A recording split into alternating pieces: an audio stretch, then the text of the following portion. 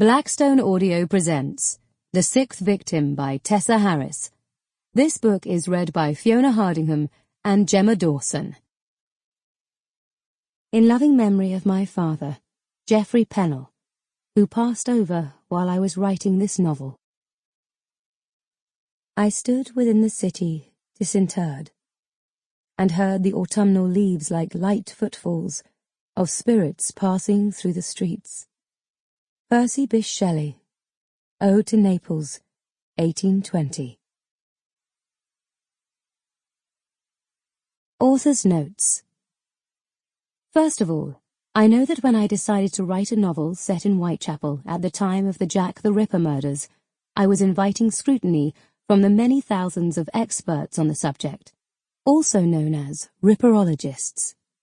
I would like to say from the outset that, although I have read extensively, I do not pretend to be anything other than an amateur in this field, and I have no wish to contribute to any debate as to the identity of the killer or killers in Whitechapel of the late 1800s. My aim in this novel is purely to explore the grisly episode in a fictitious context.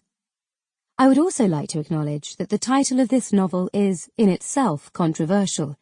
It is historically generally accepted that there were 5 victims of Jack the Ripper, largely attributed to a report by Sir Melville Macnaghten, Assistant Chief Constable of the Metropolitan Police Service and head of the Criminal Investigation Department, CID. In 1894 he stated with hindsight, "The Whitechapel murderer had 5 victims, and 5 victims only. They were, in order, Mary Ann, Polly, Nichols, Annie Chapman, Elizabeth Stride, Catherine Eddowes, and Mary Jane Kelly. They are often referred to as the canonical victims." Contemporaneous newspaper reports were, however, less certain.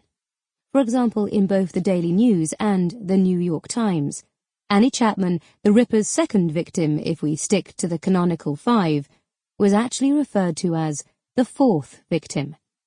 That's because there had been 2 brutal, unsolved murders in Whitechapel earlier that year, 1888.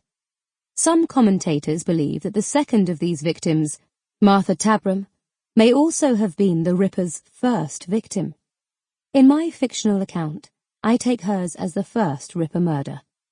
The 6th victim in the title of this novel refers to what has become known as the Whitechapel Mystery, the headless torso of a woman discovered in a vault on...